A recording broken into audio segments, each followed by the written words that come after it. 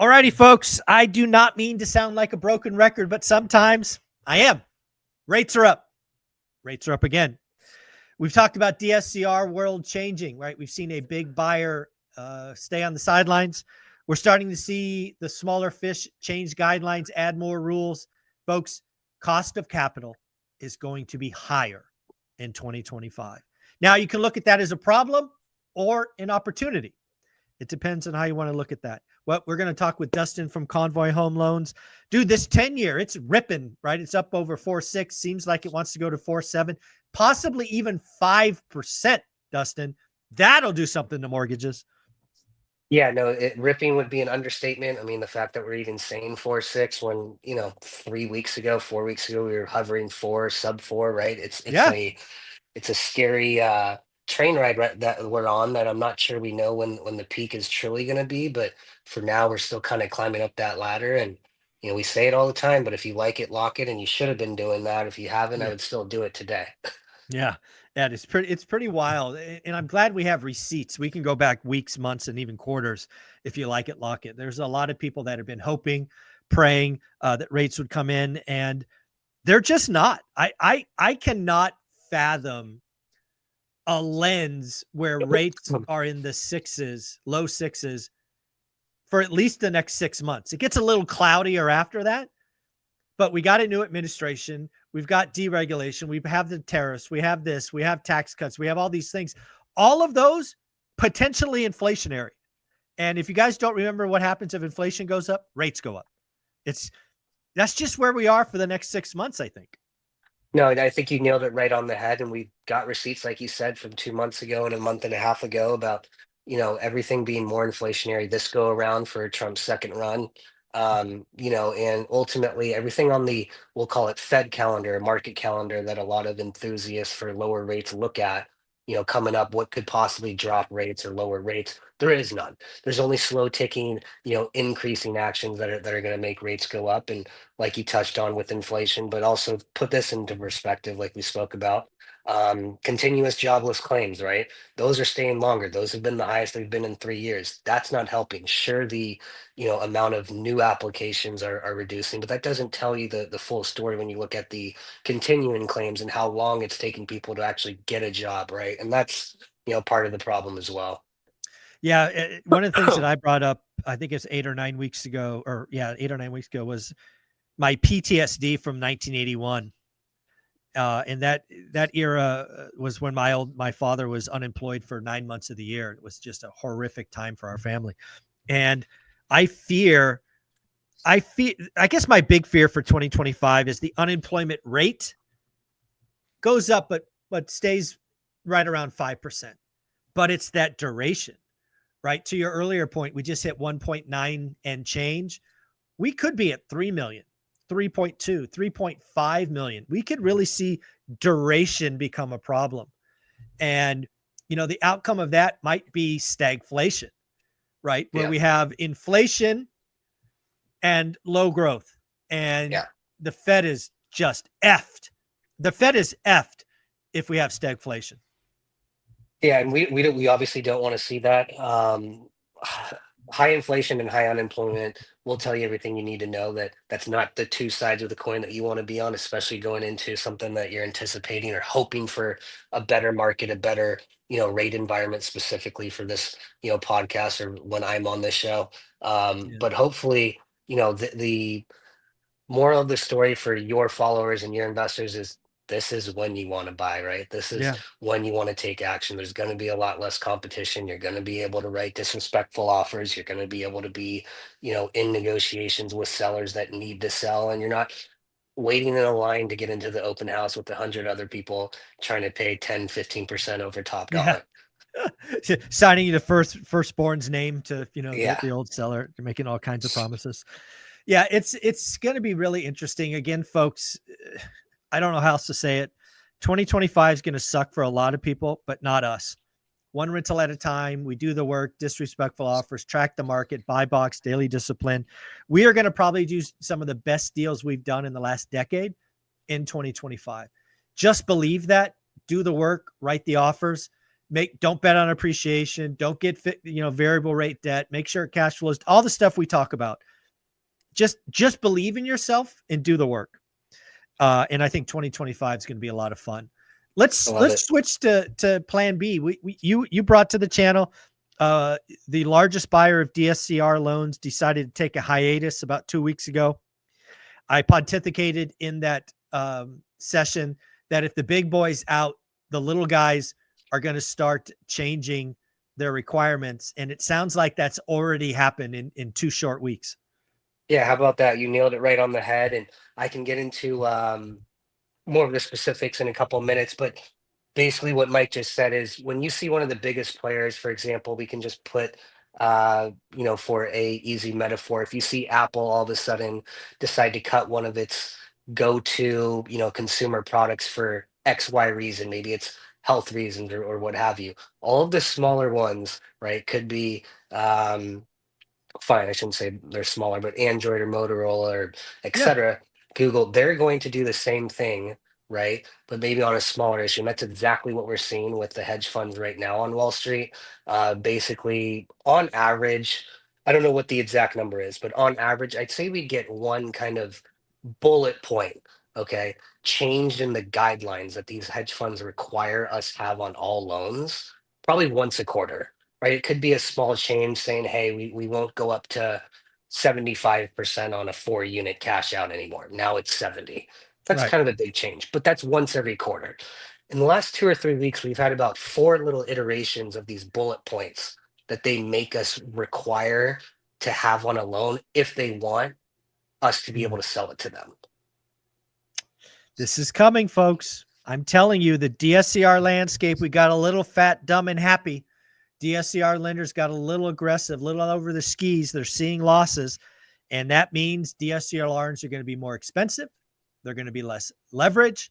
And they're going to, frankly, be more painful to get done. And, folks, they might have personal guarantees.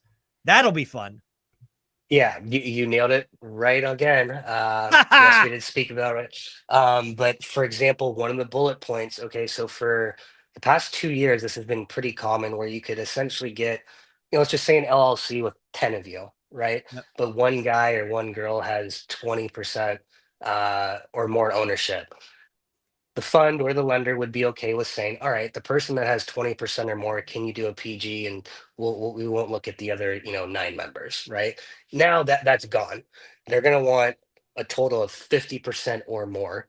Okay. Oh, wow. So you might have to be like, all right, now I got to get 7 people to sign a PG. And believe it or not, I've been there, I've had clients there. You've probably been there. It's a lot harder to get 7 people to sign a PG Oh, yeah. when is, a Yeah. month, 3 weeks ago, I only needed one guy. Just get somebody up to 20 and the Yeah. other people we won't care about. Like Oh, that's a big change that it people is, don't it's a realize. huge change. Yeah, Yeah. Personal guarantees changes the entire conversation. It could change the 100%. equity structure. It could change people who want to be a part of it. Yeah, folks, conventional loans more expensive, get ready for sevens, but I think certainly the first half of 2025 people are going to be shocked at the changes, the cost, the rate, the leverage, and the little ticks and ties to get DSCR loans done.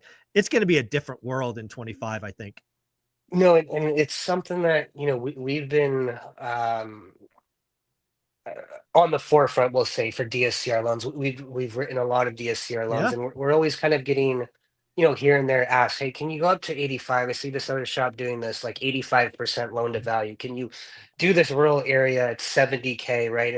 And there's a lot of other loan DSCR writers that I firmly believe like that's asking for it. That's Oh, asking yeah. for it in a year from now. That's asking for it in 3 years from now when you get no payment made for 6 months, or the property's underwater, or the short-term rental can't cover for 4 months. Now the operator is stuck with a $5,000 payment that he can't cover. Things like that. And I think in 2025, and John has said it, I know a couple times in the last two videos, like, knock on wood, I don't want DSCR loans to go anywhere, but it is not a guarantee that DSCR No. loans will be here forever. So you need to take that not with a grain of salt, but with as much, as I can tell you over the interwebs right now that DSCRs may not be here. I'm going to push as much as I can, but I'm pushing in the right way. That look, I want them all to be at a minimum 1-1 or 1-2 DSCR. I want them all in long-term rentals. I want them all in markets that. No offense, I don't love rural markets for Right. DSCR loans. It's always a short-term rental play that you got there.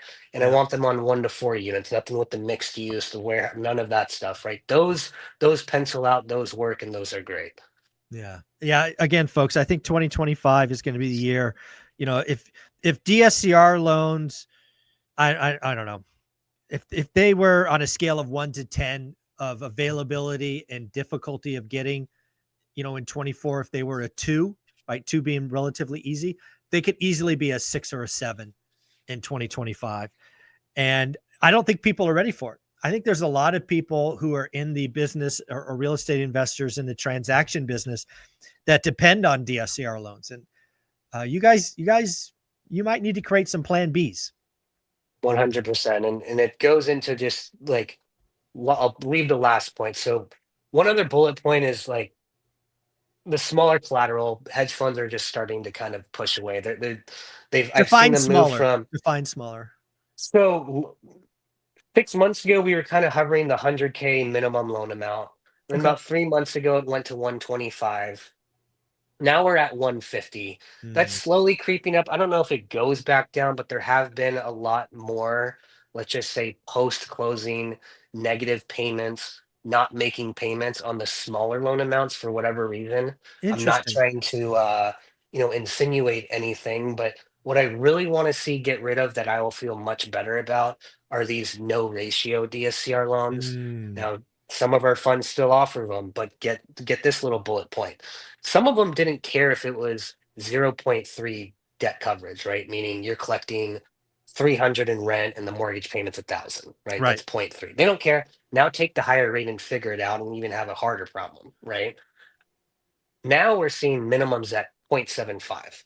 Okay. Ah, I want it to be one, yeah, it's got to 1.0. be one. I agree Get with you. rid of why if Why you're are not we doing this? providing any personal income, right? If you're not providing any sort of tax returns and we're only looking at the property, how does it make sense to write a loan where, well, shoot, you can't afford it, so I'm still going to give it to you, Yeah, right? That's we what a call no those ratio is. alligators here, Dustin. It's an Those are alligator alligators. loan. That's what we should rename the convoy no ratio, convoy alligator. Don't do it. Don't do it. Type Make it deals. painful. Yeah, make big old Yeah, logo of an alligator eating a bag of money.